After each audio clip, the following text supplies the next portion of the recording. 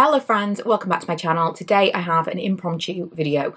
I've seen so much stuff online this past weekend that was just, it's basically focused on like family dynamics and here's how you're going to deal with the family this week and here's how you're going to do this and blah blah blah.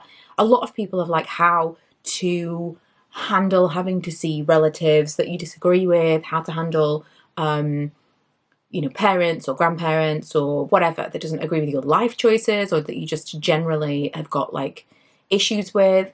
And not a lot of people saying that you don't have to deal with them at all. Don't get me wrong, I understand the desire to maintain a relationship with someone who maybe doesn't deserve a relationship being maintained, but nobody actually is entitled to be in your life. Nobody has to be in your life unless you decide to let them be. Once you're an adult, you can make those choices for yourself. A lot of stuff, weirdly, I don't know what the algorithm thinks about me, but a lot of stuff I'm fed all year round is like, I suppose it's like the self-development thing. And it kind of falls within the self-development thing, but the comment sections are insane.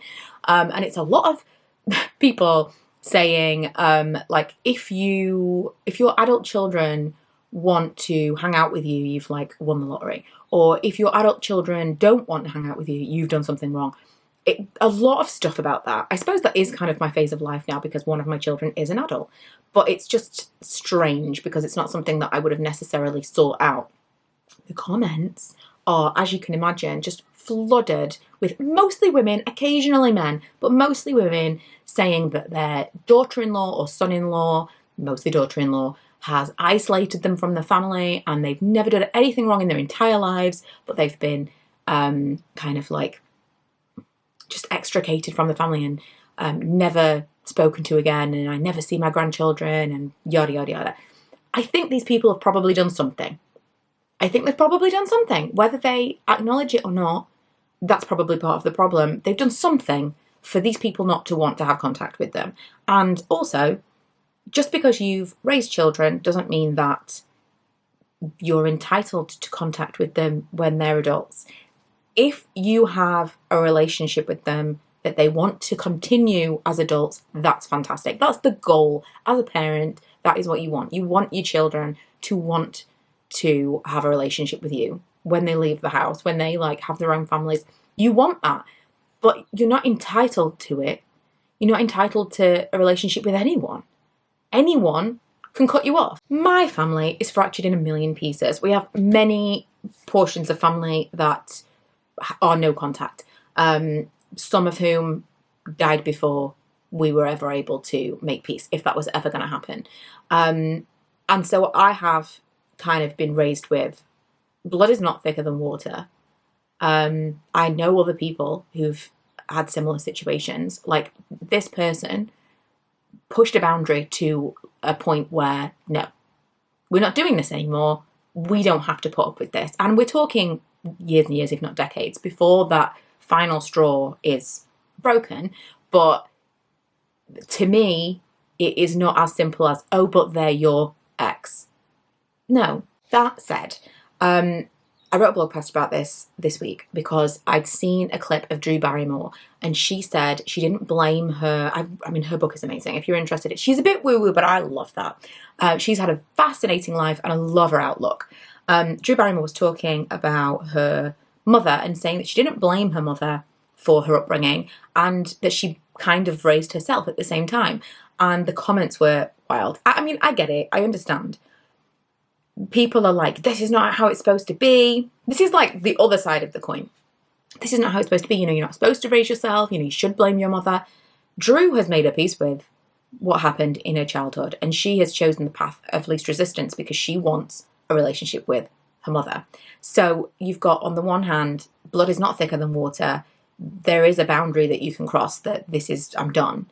And you've crossed it. And now we're no contact. And then you've got on the other side, maybe still blood is not thicker than water, but I want to maintain this relationship with you to a point of I am willing to let this go. And these are kind of two sides of the same coin because the person in the middle has done something that to you is potentially potentially unforgivable, something that you're like, okay, this could be many, many, many, many things over time. It could be one big thing. This is something that needs to be dealt with. I'm assuming that if you're in this situation, this person does not want to deal with this.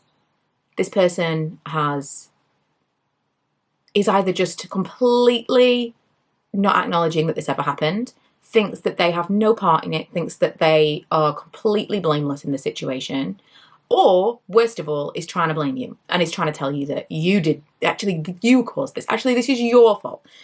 So you kind of at that impasse, and you can go one of these two ways. In my opinion, the no contact is actually the easiest way. It's very easy to say no. You will always wonder. You will always have. I have one particular person in my life who I have such fond memories of, and I miss them all the time. My friend laughs because when I get drunk, I'm like, let's call this person. She's like, I don't. And I haven't seen them in many, many years. They've never met my children, and I don't want them to. The memories I have that are positive, it's nice to have them, but I also still have the memories of the person that did all the things that led to them being cut off. And I have experienced both sides of this. That side is much easier. You have a pang of what if.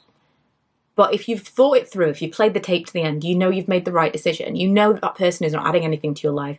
You know that, if anything, that all of the bad memories would have just snowballed and you would have made more bad memories and you'd have spread it around your new family, and it's the right choice.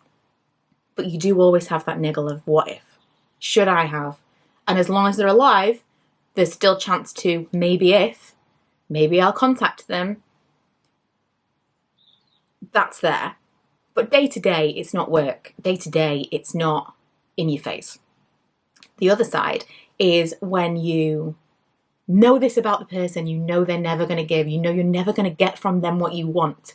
You're never going to get, yes, you're right. No, I shouldn't have done that. My behaviour was unacceptable. If anything, it's going to get ugly if you broach that subject.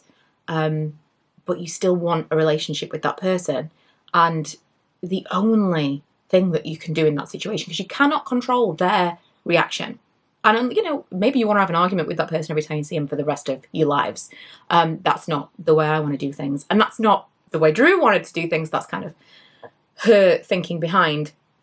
You have to just let it go. Like, I'm not into holding grudges. I'm not into blaming people. You either decide you want that person in your life or you don't. And if you want that person in your life, there are only a handful of things that you can do to control that situation. You can't control them. You cannot live hoping that they'll change. You cannot live hoping that they will apologise or suddenly wake up one day and be like, oh my God, she was right. I should never have done that. None of those things are going to happen. And maybe, maybe, but they're not. So the only things that you can do are within you. And I spoke to someone this week because I'd said in the blog post, like, for me, it's forgiveness, it's letting go. Forgiveness is kind of a loose term because you decide where forgiveness is cut off. I can just be like, do you know what? That happened. Let's move on. To me, that's forgiveness. You don't forget. You've still got that, like, oh, I wish that thing had not happened. I wish this was not a memory that I had of this person. But you decide to move past it. You're not going to bring it up again. You're not holding it over them. You're not holding the grudge. It's not affecting your day to day. It's that thing of drinking poison and hoping the other person is going to die. You're not holding on to it because they're not sitting at home thinking, I wish I'd never done that thing. So why would you sit and be like, oh, worried about this person? It's such a waste of life. So I very strongly feel like let's not call it forgiveness, let's call it letting go, because I know that forgiveness is hard. If you decide that you want to maintain a relationship with that person, you've come to that impasse, you've realised you're never going to get what you want from them, but you still want that relationship, you have to let go. You have to let go.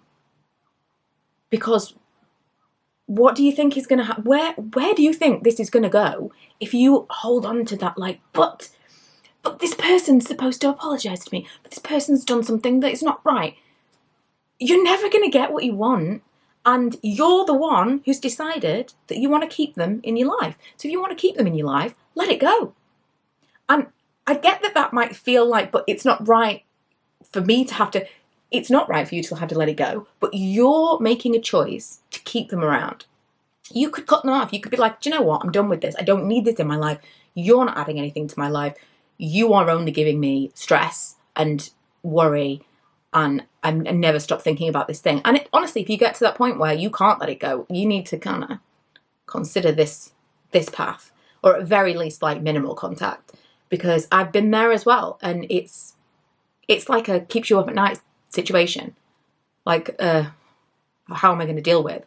But with some people, you can draw a line. You can draw a line, and that might mean that your relationship is forever changed. You might not ever have that like deep connection that you wish that you had. You might kind of be keeping them at arm's length and having a bit of a half relationship with that person, which is really, really sad. But it's one of two choices, and it's all for your own benefit. It's for your mental health. It's for your sanity. You have to let it go. Either let them go or let it go. That is how I feel, having been in many strange family dynamics over the years. And I think it's worth talking about at this time of year, because you're potentially about to be in a room with a lot of people who have a lot of opinions and you have a lot of issues with. Don't argue with people at Christmas. It will get you nowhere. And if you are someone who lays at night awake thinking about, oh God, this thing that happened, you're only going to hurt yourself laying awake and thinking, God, I said this and I shouldn't have said this. There are so many things that kind of live in here, and you're like, don't say it, don't say it, don't say it. And it comes out eventually. If you're holding on to it and you're thinking about it all the time, your brain is just waiting for a time for it to pop out. And after a couple of glasses of wine at Christmas, it probably will. Let it go. Let it go. Whether you have to pretend it never happened or just let it go. And if you're in a situation where you are with people that you would potentially have cut off, but you feel like you have to see them because of family, that's a conversation to have for next year, because traditions can be changed. If you don't need to be around people, you don't want to be around people, you don't need to be around people. You can edit the people that you're around actually quite easily. You just have to have a little bit of gumption and assertiveness about it. You need to be able to say to someone, no, I'm not doing that this year. And you can totally do that.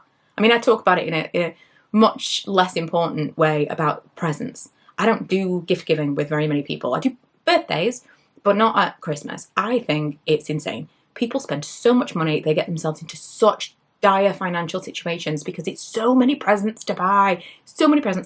Most of it's nonsense. Most of it is like stuff people don't even really want, like a 3-for-2 gift set. It's just to give something. It's not really thought out presents. It's just like, oh God, I've got to get something for this person. No, you don't. Let's just put an end to that. And I was the one who brought that up within my small family, chosen small family, within my small family.